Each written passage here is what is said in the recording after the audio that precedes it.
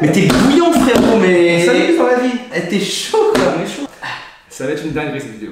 Je pense que, tu vois, elle est bien partie, vu comment on a enchaîné les Je me suis sapé comme Lance Armstrong. Non, c'est le cycliste Lance Ouais, Armstrong. je sais, L'autre je c'est sais. Neil.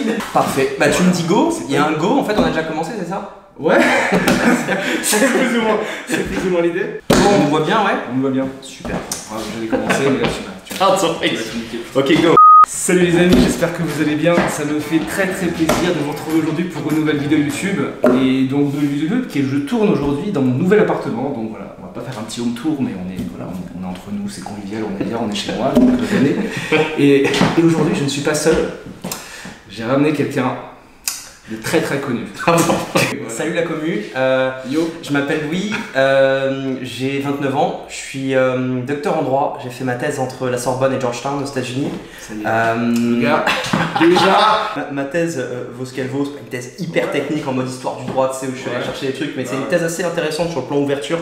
J'ai travaillé sur des contrats de service en orbite, j'ai fait ma thèse en droit de l'espace, alors ça fait toujours Mais déjà, peur ouais. aux gens parce que les gens me disent ouais, tu t'es intéressé à si par exemple quelqu'un né sur Mars, c'est quoi sa nationalité et tout. Ouais, non, mais pas à ce point-là. Non, je suis allé en réalité m'intéresser aux contrats de service qui ont lieu directement dans l'espace et aux aspects de droit international public et privé. Bref, j'ai 29 ans, je suis aussi élève avocat à l'EFB à Paris, enfin ici les Moulineaux. Donc t'es actuellement à l'école? Je suis actuellement à l'école, j'avais un foisonnement ce matin où j'ai plaidé en droit de la famille. Ah ouais, bien. Et du coup, en même temps, t'as une start-up. Et en même temps, j'ai Déjà, deux startups. t'as déjà créé des startups dans le passé, et là, t'en as. En fait, par le passé, si tu veux, Arthur, je me suis surtout engagé sur le plan politique. J'ai eu pas mal de. Comment dirais-je au départ, j'étais très proche de la communauté des gens du voyage, les Manouches, les Gitans, Django Reinhardt, etc., par la musique.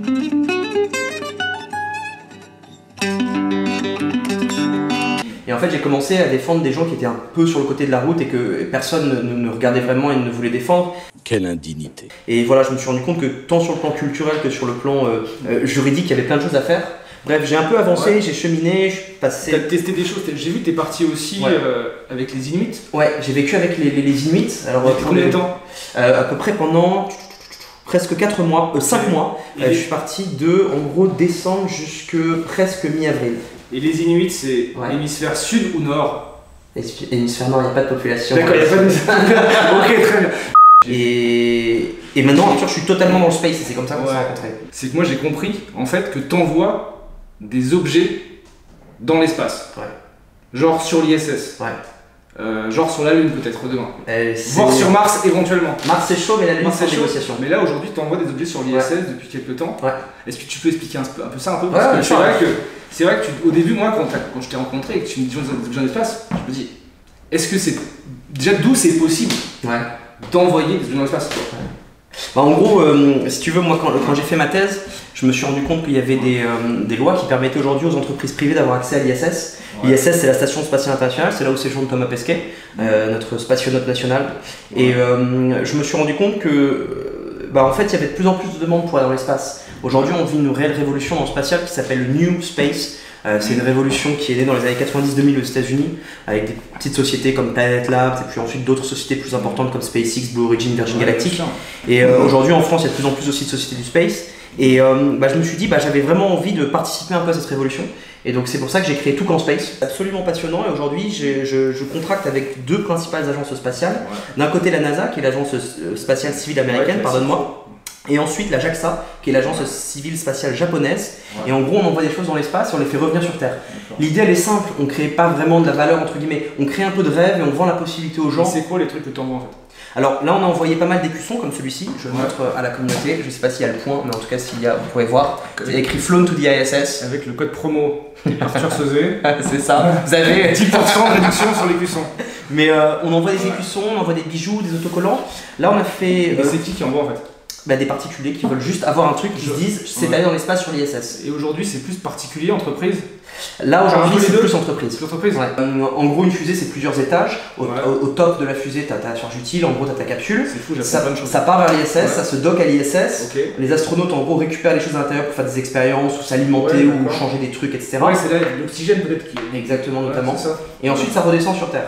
Et nous si tu veux on s'est rendu compte que sur chaque lancement de fusée t'avais toujours de la place qui était disponible. Exactement. Et donc on s'est dit on va prendre ce vide là et on va faire une société qui permet aux gens d'avoir un peu accès à l'espace et de toucher l'espace.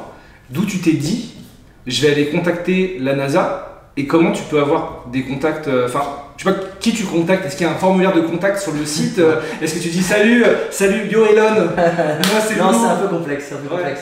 En gros, tu avais du réseau déjà de base ou ouais, un petit peu par ma thèse. En fait, dans le cadre de ma thèse à Sorbonne et Georgetown, j'avais un prof de Georgetown qui en gros me supervisait dans mes recherches et lui était, si tu veux, notamment avocat à la NASA. L'autre boîte s'appelle Gamma, G-A-M-A, du nom de Vasco de Gama. On fabrique des voiles solaires. Et les voiles solaires, en fait, c'est les plus grands vaisseaux spatiaux que tu peux créer dans l'espace. Ça déploie des espèces de gigantesques miroirs qui font des centaines de mètres carrés et qui, en fait, grâce à la pression de radiation, grâce à la pression de rayonnement, se propulsent dans l'espace. On pourrait faire un petit cours très rapide de mécanique céleste, mais c'est assez intéressant. Mais l'idée, c'est qu'en gros, l'idée, je suis pas du tout scientifique. Non, mais en gros, l'idée, c'est que quand on tire autour de la Terre, en fait, on est toujours rattrapé par la gravité et puis par les frottements, parce qu'en fait, la frontière de l'espace, c'est 100 km au-dessus du niveau de la mer. Mais à partir de 100 km, il y a toujours ce qu'on appelle une atmosphère résiduelle. Bref, quand on tire avec une fusée, il faut que la fusée s'arrache de la gravité et il faut qu'elle s'arrache de l'atmosphère terrestre et ensuite il faut beaucoup d'énergie pour réussir à ce qu'on appelle circulariser son orbite. Bref, une fois qu'on a circularisé son orbite, nous, ce que fait Gamma, c'est qu'en fait le satellite, qui est aujourd'hui des petits satellites, ça peut être une petite boîte de chaussures, une boîte de vin, là, une boîte de vin, on met une bouteille de vin, ça c'est un 3U, si on a une boîte à chaussures, ça va plutôt être un 6U qui fait 10-11 kg. Ce satellite-là, si tu veux, commencer, alors ça c'est notre technique, c'est un peu spécial, mais à tourner sur lui-même et va déployer, là on fait un premier lancement l'année prochaine avec SpaceX, on va déployer 100 mètres carrés de voile solaire. Et une fois qu'on aura déployé cette surface-là, en fait la lumière du soleil va venir taper contre ce miroir pour propulser le vaisseau spatial encore plus loin qu'il n'est déjà. Ok, et question, Elon, il est comment?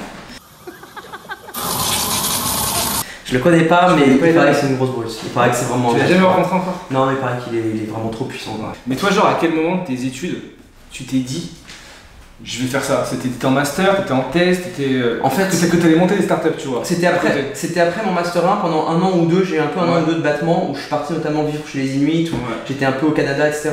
Où j'étais moins, si tu veux, j'avais pris un peu un break pour faire mes études et c'est, si tu veux, à ce moment-là que vraiment ça a switché et que je me suis remis, si tu veux, sur le spatial à 200%. Et j'ai commencé par créer un blog qui s'appelle Space Legal Issues et dont l'objectif c'est de devenir un peu le Wikipédia du droit de l'espace. La vulgarisation ça. Sur le droit de l'espace. Exactement. Et ensuite j'ai créé Toucan Space et là je viens de créer Gamma. Et j'ai vu un truc sur ton profil qui m'a intrigué, tu vois. Ah bah je sais ce dont tu vas me parler. Toi, t'es assez intriguant. Je sais ce dont tu vas me parler. Il s'avère que tu vois, là le gars il parle de Georgetown, il parle de la Sorbonne, etc. Mais t'as fait des études à Pyongyang, en Corée du Nord.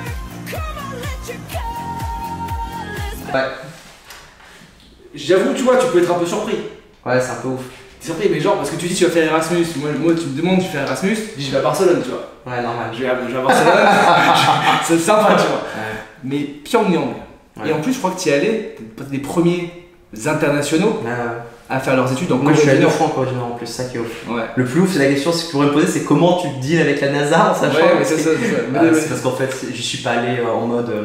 En gros, j'y suis allé une première fois en tant que touriste et une seconde fois pour étudier le coréen. Mais pourquoi t'es parti en Corée du Nord, tu vois, genre, parce que c'est vrai que moi la Corée du Nord, comme ça, tu me dis, c'est pas le truc qui est instinctif. Je pense que sur les plaquettes pour Erasmus et tout, il n'y a pas Pyongyang, tu vois. Encore. Je suis parti à Pyongyang 2 fois parce que tout le monde parlait de ce pays, parce que je voulais le connaître de l'intérieur et parce que c'est assez fascinant en 2020, dans cette période-là, de connaître un des derniers pays au monde fermé qui ne connaît pas Michael Jackson, où il n'y a pas de McDonald's et qui est totalement dingue, quoi. C'est un état totalitaire aujourd'hui, c'est une dictature, c'est un état totalitaire, il n'y a pas de respect des libertés privées, il n'y a pas de respect de n'importe quelle liberté. Parce que je pense peut-être qu'il y a des étudiants qui me regardent sur ma chaîne, qui observent putain la Corée du Nord, ça peut être hyper sympa. Comment tu fais pour partir en Corée du Nord pour étudier? Et t'étudies quoi déjà, tu vois? T'étudies le coréen. T'étudies le coréen, tu vas en tant qu'échange en tant qu'échange linguistique et universitaire. Et après, il y a différentes plateformes pour pouvoir y accéder. Tu peux, sur internet, tu trouves des choses. Donc en fait, tu te recherches, tu mets université Pyongyang, plus ou moins, sur le dark web, tranquille. Non. Un échange.